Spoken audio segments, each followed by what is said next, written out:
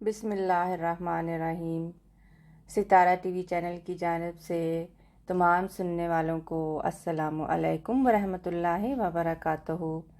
آج آپ کی خدمت میں سلسلہ وار عورتوں کے مسائل کا پروگرام میں لے کر حاضر ہوئی ہوں، قسط نمبر 3 کے ساتھ شروع کرتی ہوں۔ عنوان ہے اچھی مائیں، تربیت اولاد کے 10 سنہری گر، جس میں سے میں آپ کو ایک گر آپ کو بتاؤں گی۔ شروع کرتی ہوں۔ بسم اللہ الرحمن الرحیم، نحمدہ و نصلی علی رسولہ الکریم۔ تربیت اولاد کے 10 سنہری گر۔ جیسا کہ ہر شخص جانتا ہے، اسلام نے حقوق کے معاملہ میں مرد عورت کے لیے برابر کا درجہ تسلیم کیا ہے اور واضح الفاظ میں اعلان فرمایا ہے کہ وَبَہُنَّ مِثْلُ الَّذِينَ عَلَيْهِنَّ، یعنی مردوں کے ذمہ عورتوں کے اسی طرح کے حقوق ہیں جس طرح کے عورتوں کے ذمہ مردوں کے حقوق ہیں۔ لیکن حقوق کے معاملہ کو چھوڑ کر جہاں تک اولاد کی ابتدائی تربیت کا سوال ہے، عورت کو اپنے فطری قوے اور اپنی جنسی حمالات کی وجہ سے مرد کی نسبت زیادہ ذمہ داریاں کا مقام حاصل ہے۔ بے شک کئی جہات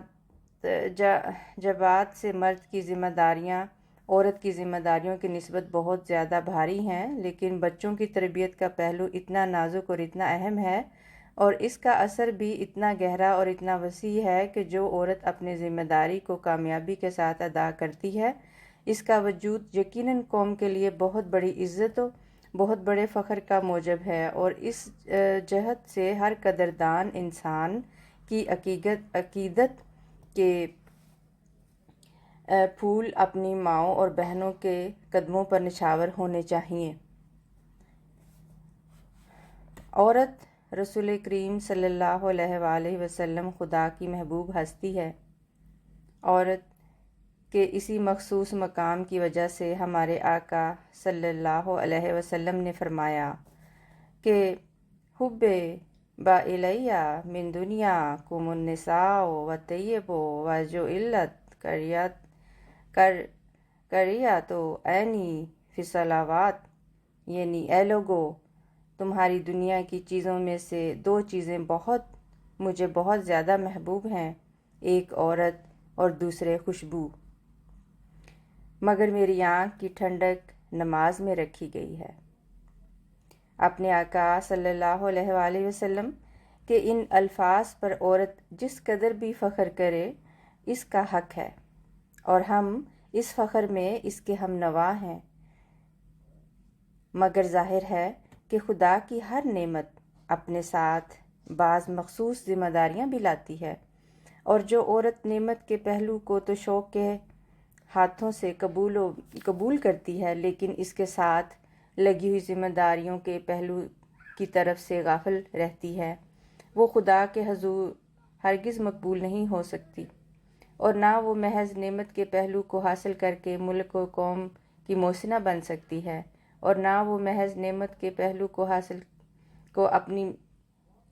پس میں اپنے اس مختصر نوٹ میں اپنی بہنوں کو ان ذمہ داریوں کی طرف توجہ دلانے چاہتی ہوں جو اولاد کی تربیت کے تعلق میں ان پر عائد ہوتی ہیں، تاکہ وہ اچھی مائیں بن کر ایک طرف خدا کی نعمت کی قدردان بنے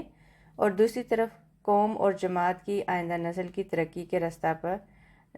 ڈال کر ملک و قوم کی محسنہ بننے کا شرف بھی حاصل کریں۔ تو جزاک اللہ، یہ تھا آج کا مختصر سا ایک گر جو